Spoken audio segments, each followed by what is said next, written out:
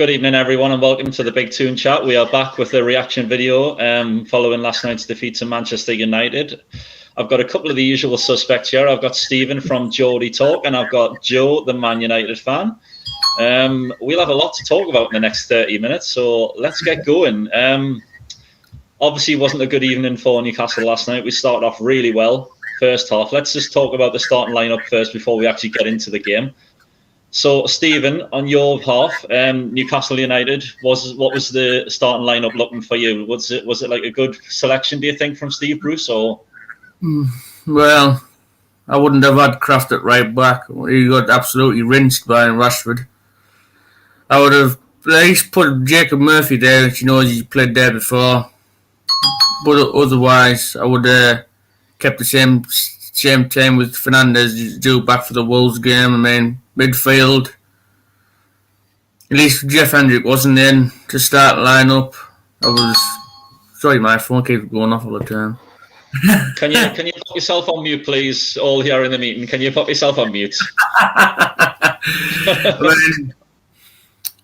I would have said the midfield picks itself with Willock, Shelvey,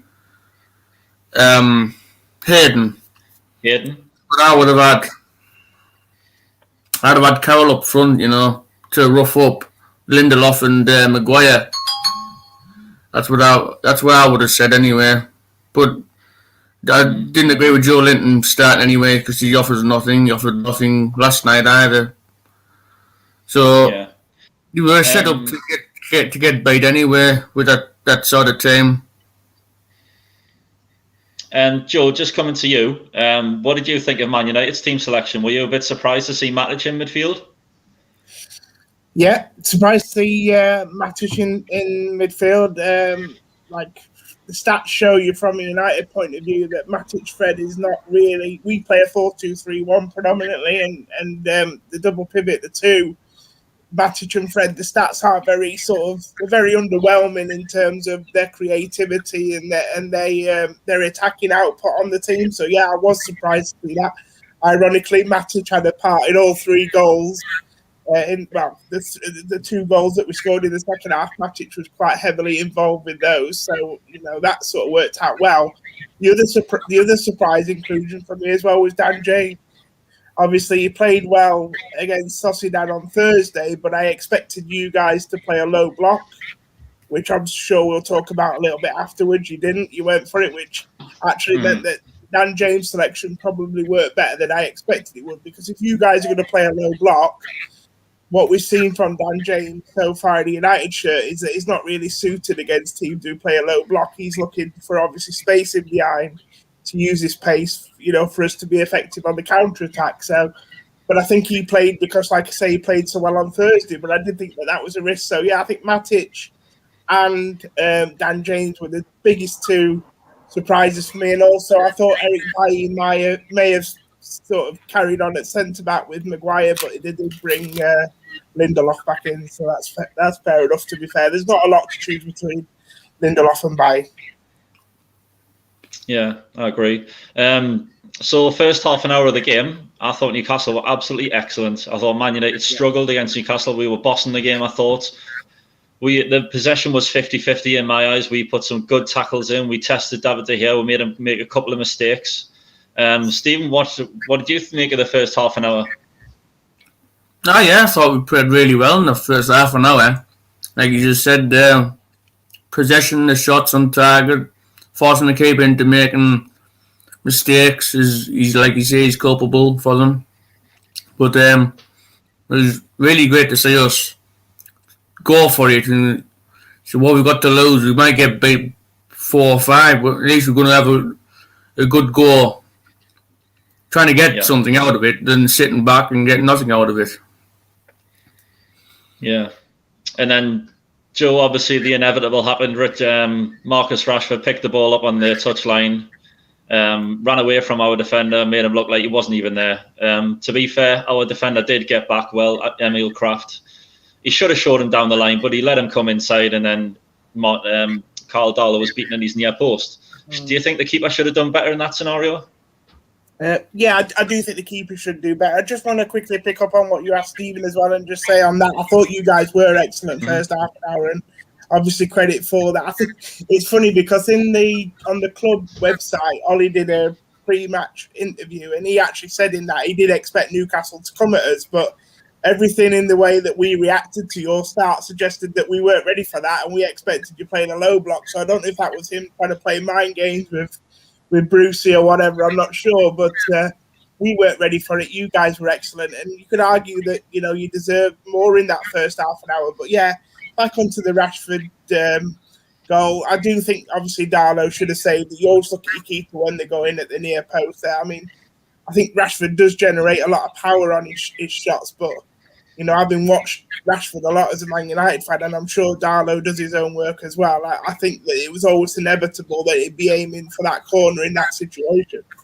But if you think about how he created that goal, you know, a clever little flick with the nutmeg, went round the defender, then sort of came back inside and then beat another one. We needed something like that because that first 30 minutes, we just wasn't creating anything. You know, you guys were stifling all our attacks, high pressing.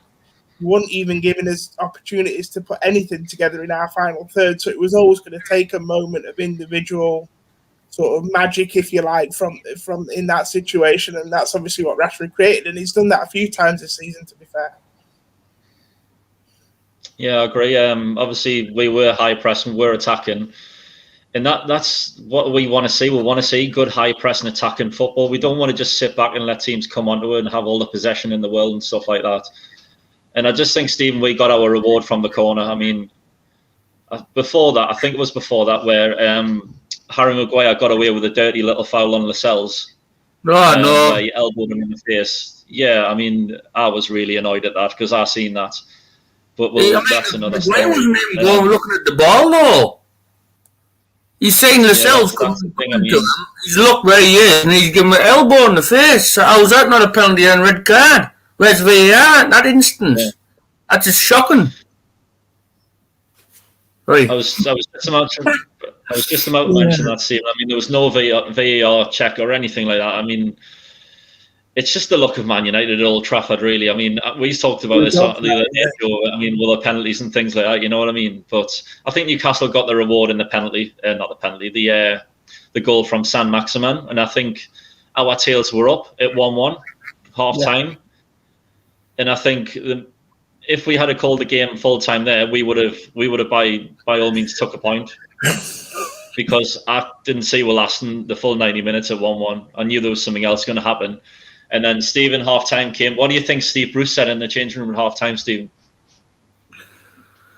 Well, I think he would have said, any normal manager would have said, try and keep it tight. Said, keep it like this as long as you can. Frustrate them. He said, we know that you're not playing well. He said, and struggling to get Fernandes in the game, the influential player. Just keep doing your jobs. And we'll try to nick something out of this, even try and go and win it. Said, but just try and do your jobs defensively and go forward when you can. I would have said, just don't sit back and let Man United have the ball to just come at you till you get a penalty or a goal. But I would have said, just keep it as it was. Keep it as you are. And keep things tight at the back. That's what I would have said. Because I'm very pleased with what your lads have performed to go 1-0 down to get 1-1. And I would have said, just keep it like that as long as you can and try and get something out of it. Yeah. So, Joe, just following on from what Stephen said there, do you think it was Ollie that changed the tactics at half-time, or do you think it was something Steve Bruce said in the change rooms at half-time for Newcastle to change the way they played in the second half? Because, to be fair, they did start the second half. The first 10 minutes, they were really good again, really attacking. But then it just all went downhill for some reason or other. Can you put a finger on it as to why that was? I can't give any credit to Ollie changing tactics, really, because I didn't see how he made any sort of major changes, apart from maybe he might have pushed Matic a little bit further forward, a bit more advanced in the second half. Maybe Bruno was trying to get a bit more advanced because Martial as a number 9 was absolutely useless for us again. yet again this season. You know what, right? I think Steve Bruce, to be fair, totally out-tacticked Collie in the game. And I think if Steve Bruce would have had the United players in that game and Ollie would have been coaching in Newcastle, I think United would have won that 3 or 4-0. You know, I think they'd have won quite easy because I just think Brucey had the better tactics during that game, if I'm honest. But the problem was two things. You know, I think Newcastle maybe tired a little bit. You know, if you look at the way you guys have played this season, it's only recently you've started playing a little bit more high intensity, you know, high pressing. And United just have got players out there that can do things in a moment like that. You know, I mean, you look at the goals. I mean, the second goal was just a hopeful ball really across the Matic, and Bruno gets a toe on it that makes all the difference, because if he doesn't get that touch, that ball's going behind Dan James, but the touch just sort of brings it nicely into Dan James's path, and then there's nothing special about the finish. He just gets his head down, gets his knee over the ball and strikes it hard, and obviously finishes. And then obviously the third goal is a penalty that I'm sure we'll talk about later on. So there literally wasn't a lot in it, and I don't think it was down to tactics. I just think it was just a case of it come down to the two teams at the end of the day. And if you look at the two teams, there's just more players on the United side that can make a difference in the game when it's not quite going so well, as opposed to Newcastle. And the other interesting thing that they talked about at half-time is that I think Manchester United have scored something like 20-odd second-half goals this season, which is a ridiculous stat. I think it's one of the highest in the league. And I think Newcastle have conceded like the most second-half goals this season. So I suppose the writing was always on the wall, really. But it was a strange game the way it did pan out. And like you say, it was strange that Newcastle did start well but weren't able to maintain it. I can only think it was a fitness thing, really. I mean, obviously Joe Linton went off as well. But that maybe changed the change of personnel, maybe just threw the shape a little bit. Almiron, I thought, absolutely run his socks off all game. But, you know, at some point he was going to burn out. And then, you know, I just think Sam Maximan probably wasn't as effective in the second half as he was the first half. And that was the difference, really. There really wasn't a lot in the two teams. It's a very hard game to sort of break down. Yeah, I totally agree with that. I mean, the first 50 minutes, we were all attacking. And I think we ran out of steam, we ran out of ideas. And I think Man United sort of frustrated with then seeing that we were struggling and starting to play a little bit downbeat again, like the last few games against Chelsea and the last 20 minutes against Southampton, where we just defend. And then Man United seen that and came onto it, and then it was just inevitable that the second and third goal was going to come. But just going off Joe Linton, I mean, he got injured 5 minutes before the first half ended, and he stayed on for 3 or 4 minutes. I mean, if you're injured, come off, get someone else on. Don't try and hobble around, because against a team like Man United, they're going to punish you. And that's where they sort of exploited that last 5 minutes. They went towards Joe Linton and attacked down that side. And I just think like Steve Bruce just made the wrong decision straight away by keeping him on. And then looking at the substitutions, Joe Linton, he went off, and then Fraser came on? I forgot the substitutions now. Yeah, Fraser came on. And that's not a very sort of like-for-like replacement. You're not going to get the same from two players like that, are you? You know what I mean? Because to be fair to Joe Linton, I know you guys probably criticise him, but he was doing a job for you in terms of that physical presence up front, I think. I don't think it was his worst performance. I think he was looking all right at times. Probably we were making him look better than he is, but you know, he was doing a job in terms of being that physical presence, but obviously you're just not going to get that from Fraser, are you? Yeah, that's true. Yeah, I mean, I totally agree with you there on the substitution. I would have brought Carroll on for Joe Linton because, again, it's a presence up front. You don't bring a little lad on for a big lad, you know what I mean? It just doesn't make sense at all. But, Stephen, do you think Joe Linton's just not the striker that we thought he was going to be, or do you think he's just being mismanaged? Well, he's never been the striker that we hoped him to be. You mean, he's cost the club £40 million. You have to look at it. Hoffenheim played in the German league, where that's kind of like dominated by Bayern Munich, Borussia Dortmund every season. But he was at Hoffenheim and he scored 7 goals in 34 games. How was that warrant £40 million? Then soon found out he wasn't a striker. He's likes to play out on the left or on the right or wherever. said he seems to have a bit of an effect on that. We tried to play him there when Maxi had COVID. And he improved for a few games, and he went back to his usual stance of not giving a you-know-what. Last night I watched it in the first half. The ball went back to De Gea and he didn't even bother going chasing them. Try and close him down, he just threw his arms up there. Can't be asked. That can't be asked stance. He should have been. He's a forward in every sense, so he should be trying to close the ball down, like Mickey was doing all game. So I don't think he's being mismanaged either. I just don't think he's a very good footballer, to be honest. Yeah, Gale and Murphy came on for Saint-Maximin and Almiron. I couldn't believe that he took our two best players off. I was absolutely raging at that. I turned it off. I didn't see the last 20 minutes, so I can't talk about that. But, do you think Saint-Maximin's struggling with fitness still? Is it the COVID issue, do you think? He's had a few games now. I don't think he's played 90 minutes yet. He's getting longer games, but not 90 minutes yet. So do you think it's a COVID issue, Joe? Do you think that's what it is?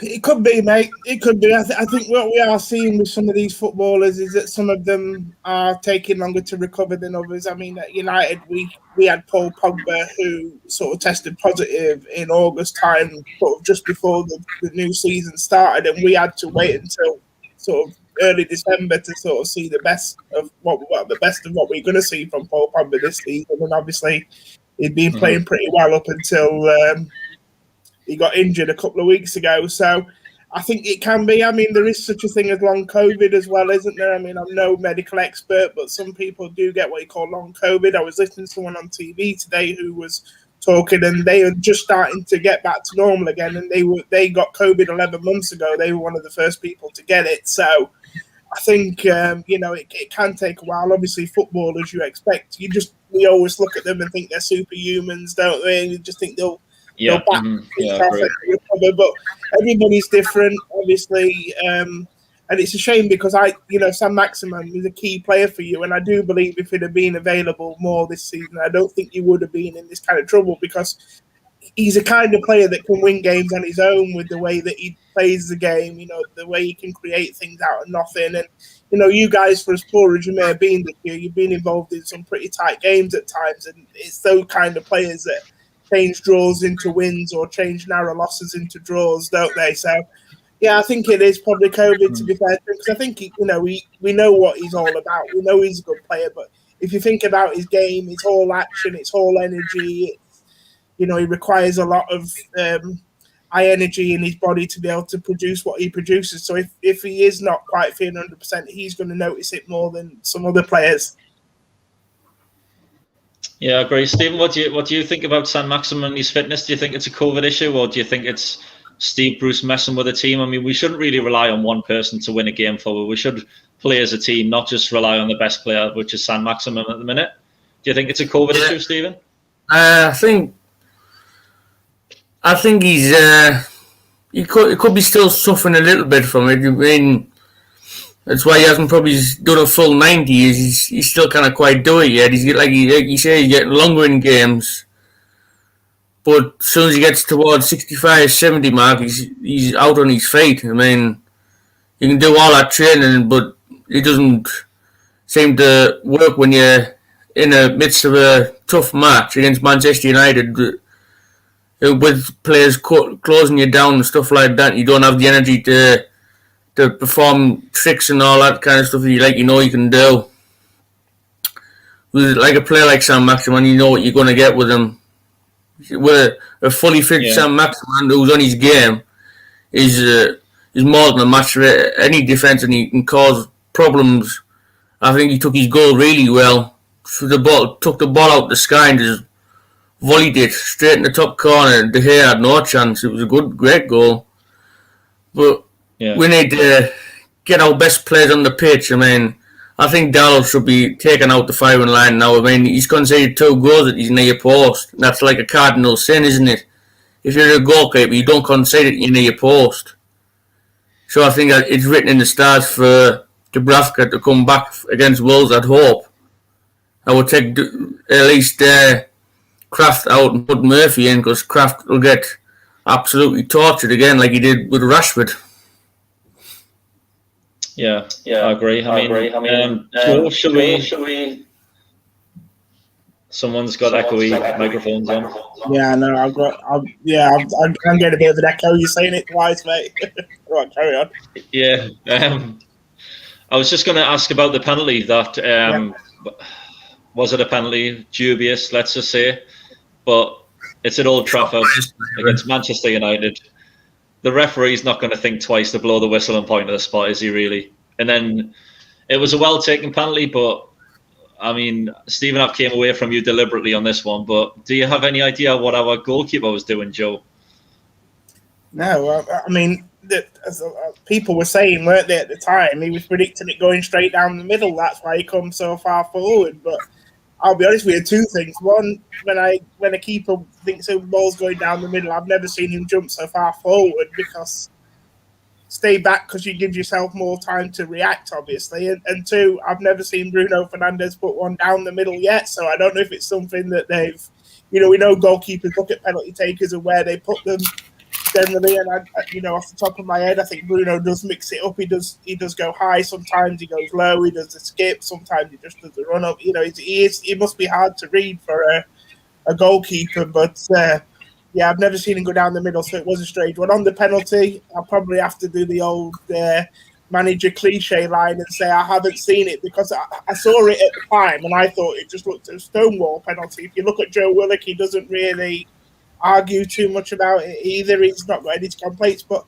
I have seen a lot of people in the last 24 hours say it probably might not have been, so I don't know. I haven't had a chance to obviously see it again, but to be honest with you, VAR, I don't understand it. We were talking about it a little bit earlier with the Maguire, the elbow and whatever. Yeah. And when does VAR come in? When don't they come in? I don't understand. I mean, I was a fan of VAR, but it's really blurred the lines for me, and I just don't understand where they're going with it in this country.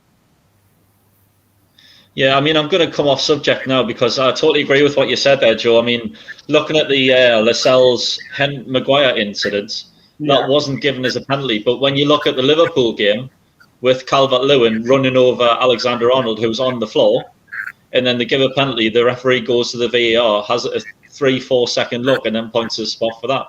I mean, it just doesn't make sense at all. What do the referees have to be told for them to realise that they need to sort of look at things properly, not just 3 or 4 seconds? You know what I mean?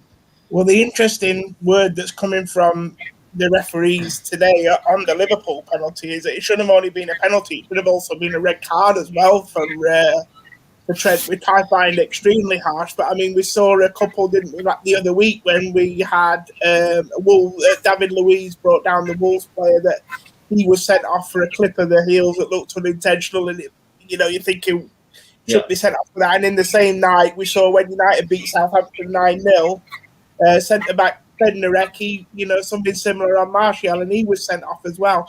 I think the reason that the referee went to the monitor in the Everton-Liverpool game was not so much to see if it was a penalty or wasn't a penalty.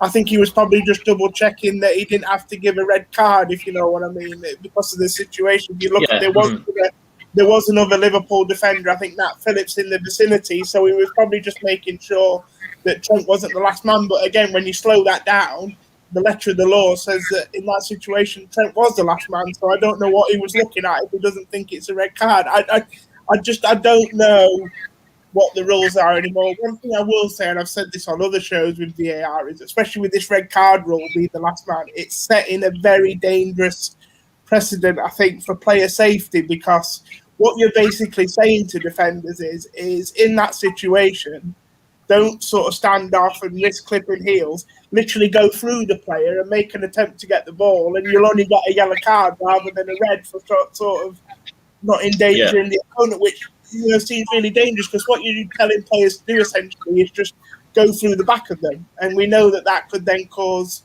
some serious injuries. But there's a lot of rules in the game at the moment that I think can cause injuries. The other one is the offside rule at the moment, where they're not putting the flag up until the play's finished. Sooner or later, someone's going to get a real bad injury. I think there was a situation in our game, wasn't there, the United-Newcastle game, where I think Martial was sort of in and Darlow came out, and there was sort of a coming together. Darlow won the ball sort of thing. But then the assistant flagged that Martial was offside. Well, that collision could have been avoided. You know what I mean? If that flag goes up straight away, Darlow doesn't go in like that, and Martial doesn't go in like that, and neither of them risk getting injured. But I think sooner or later you're going to see a bad injury because of the offside rule as well. Yeah, I totally agree with that. I mean, Stephen, you got anything to add to that? About it's. I probably agree with what Joe was saying there. It's I can't really add any more to it. I think he's hit the nail on the head with that, with what Joe said there. Yeah, mate, I think we're all the same as fans, aren't we? We just don't know where we are with it. I think that's the biggest problem with VAR. The fact that the fans don't know what's going on, and you guys know, being in football stadiums, when we were allowed to go in football stadiums, it was even worse. You know what I mean? There was a time in life when you were at the ground watching the match, you were the most informed person anywhere. You know, people would go to the match, watch the game, and then everybody would want to go and see their mate who'd been to the game in the pub to ask them all about the game and what's going on. But since the advent of television, and certainly the advent of VAR, it's actually the person that's been to the game now that can't wait to get home to see his friends who watched it on the TV to actually see what happened. It's the other way around, isn't it? It's a sad indictment for football, because I always think the people that should be in the best position are the people that are paying to watch the game, pay a ticket to go and watch the match. You're there live, watching it with your own eyes, and the fact that you don't know what's going on is ludicrous for me. Yeah, I totally agree with you. So just going back to the game itself, it ended 3-1, Stephen, and then we had the it's all over social media today. I don't know if you have both seen it, but Steve Bruce, Ollie Solskjaer walking down the touchline. Steve Bruce is just smiling, laughing his head off. He's just been beat 3-1. It's 2 wins in 16 games. How is he still in the job? I don't know. I mean, I've seen it myself, and that really angered me. Like you say, his team's been beat 3-1. He should have a face like thunder. He should be deep in thought, trying to figure out how to get his team back to winning ways. Not walk down the touchline with the opposition manager and have a laugh and joke on. Like he doesn't mean anything to the team, because he does. With 3 points above the relegation zone with a far worse goal difference, and the clown stood there, yapping away like it was a friendly, like a pre-season friendly. I just, everybody on Twitter who posted it are well annoyed with it, because what if he's a manager in Newcastle United? He says he's a fan, but he says he's a fan, but he isn't. He's always been Man United. He always will be Man United. I'm sure he'll say the only United is Manchester United. No offense to Joe. I get your frustration. I get your frustration, guys. I mean, I'll be honest with you, that's why I was so buzzing about Ollie coming in, because it was nice to have a manager that, you know, sort of the club is at their heart. You know, you might not be the most qualified manager, but you know, we'd had the likes of David Moyes, Louis van Gaal, and Jose Mourinho. You just never really felt connected with the club. So when Ollie did come, for us, it was sort of like a breath of fresh air. That, you know, you got someone who actually cares about this club, and you don't really care about how they'll do as a manager. You just want them to bring a feel-good factor to the club, to the team. And I honestly thought, like I said the other day on the show, I thought Steve would do that at Newcastle, but he just looks, well, I say devoid of energy, and then he goes and does like you guys just talking about there, laughing and joking. He's got plenty of energy to do that, obviously, at the end of the game. I don't understand it. Yeah. I saw something similar with Arsenal Man City as well, you know, and Arsenal fans getting annoyed because City and Arsenal players were hugging on the pitch afterwards, after the game, and embracing like the South American boys and whatever. And you just think, look, it's not a good look, is it? And if you want to do that, why not just wait until you get down the tunnel and get in the dressing room? There's no cameras down there. You can do what you want. Once you're off camera, you can hug and smile as much as you want. Well, surely they know they're going to be in for pelters when it's like seen on the sky cameras. Yeah, I think the one thing I wanted to see last night was at the game, at the end of the game. We've been beaten 3-1. I wanted Steve Bruce to have a reaction like Sean Dyche did at Liverpool. You know, when he was arguing with Jurgen Klopp, like that sort of fire. That's what I wanted, but it just never came. And I think there's just a matter of time before all the fans will just stop supporting Newcastle United and they'll have no fans at all. The way things are going at the minute, because we're just in such a rot. Everything's depressing at the minute. It's just horrible.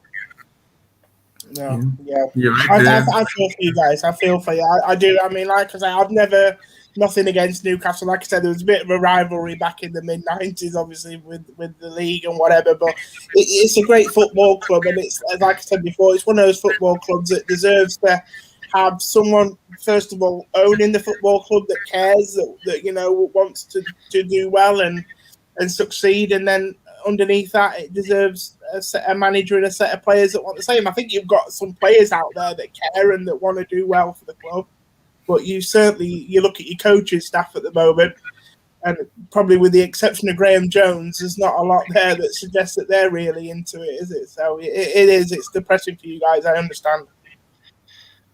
Yeah, I think the next 4 games will. That's basically our season. The next 4 games, because the next 4 games is absolutely massive for Newcastle. We've got Wolves, we've got West Brom, Villa, and Stephen, do you want to help us out on this one? 4th one is Brighton. That's it, Brighton. I did hear that you guys have got Fulham at Craven Cottage on the very last day of the season. Now, you look at the way the table is at the moment. I mean, it won't be a cracking game for you guys if it comes down to it. But I mean, if it came down to that, what a game that would be! My heart won't take it if we need to win to stay up. My heart won't take it. Yeah, exactly. I know it'll be out there. I think the worst thing is, obviously, with all these announcements today. Apparently, there's going to be over 10,000 fans there as well, which is not going to help Newcastle. No, so we'll wait and see. No. But Joe, where do Man United go next? What's the next game, Man United? You see, this was a really big game for Man United because we've now got a run of 3 away games in the league. We're away to Chelsea at the weekend. We're then away to Crystal Palace the following midweek, and then away to Manchester City in the derby the weekend after. So we've got we've got a tough run of fixtures, and from being in the title race, a lot of fans thought a couple of weeks ago, you know, you start looking over your shoulder in terms of top 4 now even. So that was a big win for us with Liverpool losing over the weekend and Chelsea dropping points at Southampton. It was just a must-win game. It didn't really matter how we beat you guys, as long as we did beat you, because now we've just giving ourselves a bit of a cushion if, you know, the next couple of results don't go as planned. But I don't know. I think we'll be all right. I think top 4 should be okay. Chelsea are looking stronger nowadays, though. I think since Tuchel's come in, to be fair, although they were poor against Southampton, our recent record at Stamford Bridge has been pretty good. So I think the next weekend's game at Chelsea will be an interesting one. I think if United win that and sort of create a 9-point gap between Chelsea, I think they should be okay for top 4, and I think that's all we asked for this season. Really, we never really expected to be challenging because we didn't expect Liverpool and City to start as poorly as they did, and I think progress for us is just obviously trying to close that gap on them. I mean, obviously Liverpool finished 30-odd points in front of us last season, so we wanted to cut that down by at least 20 points this season, and same with City. I think we're 10 points behind City at the moment. If we finish second, 10 points behind City, I think that'll be progress for us. And then obviously next season that'll be Ollie's 3rd season, and he'll have to mount a title challenge. Because I think if he struggles to mount a title challenge next season, the board will start to look to make a change, I think. Yeah, I mean, anything less than a win for Newcastle at Wolves. Sorry, Wolves against Newcastle at the weekend, Saturday night, 8 o'clock, Sky Sports. It's in St James's as well. So I think anything less than a victory for Newcastle, we are in trouble. Really big trouble. I mean, we're in big trouble at the minute, but it's just going to be even bigger trouble. So I'm looking forward to that game. It's on Sky, so I'll be watching it. But whether I get half time or not, the glory with us is Fulham's fixtures. If you're saying what Fulham's fixtures they got after Palace, they got Liverpool. No, they got Tottenham. They got Liverpool. They got City or something like that. They got Chelsea, Arsenal. I mean, how many wins do you think they're going to get out of them next games? I can't say many. people saying, Yeah, I think still beat a couple of the top teams. I know Liverpool's haven't lost 4 home games in a row, but I think they should have too much for Fulham. I mean, City's going for the title to batter Fulham, wouldn't you? We just have to rely on goal difference, get the goal difference down a bit, and hope theirs goes up a little bit. Say if City beat them 6-0 or something like that, and we can bring ours down. We're in the box seat again, but I don't like this relegation battle at all. Yeah, just off what you were just saying there, I mean, there is Fulham's confidence is massive. There's the sky high at the minute. I mean, their tails are up. They're up for any game they come to. Palace next game, I think they'll turn Palace over. Realistically, I think they will. But then they've got that big, massive run of all the tough games of the big boys. So, you know, that's why I say the next 4 games Newcastle is absolutely crucial. We need to get at least 9 points out of that run of games. And if we don't, then we're sitting ducks basically. That's anyway. That's my preview. But that's another video, Joe. That's another video. Yeah. But yeah. I think, well, thanks for. Sorry, just to say from neutral point of view, like you say, I think the next block of games are crucial because, like you said, your games are more favourable now the next 3 or 4, whereas Fulham's are looking a bit tougher. So this could be, the turning point of the season. The only thing I will say is that everything's just come at the wrong time because not only have you lost your best striker, but Fulham have found a striker that's doing quite well, haven't they, in Josh Meyer? So I think that's obviously a factor at the moment. But yeah, I think, like you say, the next sort of 4 or 5 games may shape the way that the relegation battle goes, to be fair. Yeah. Well, that brings us to the end. Joe, thank you, as always, legend. Thanks for coming on, Man United fan. Good luck with the rest of the season. Hope Leicester don't catch you. Well, they already have.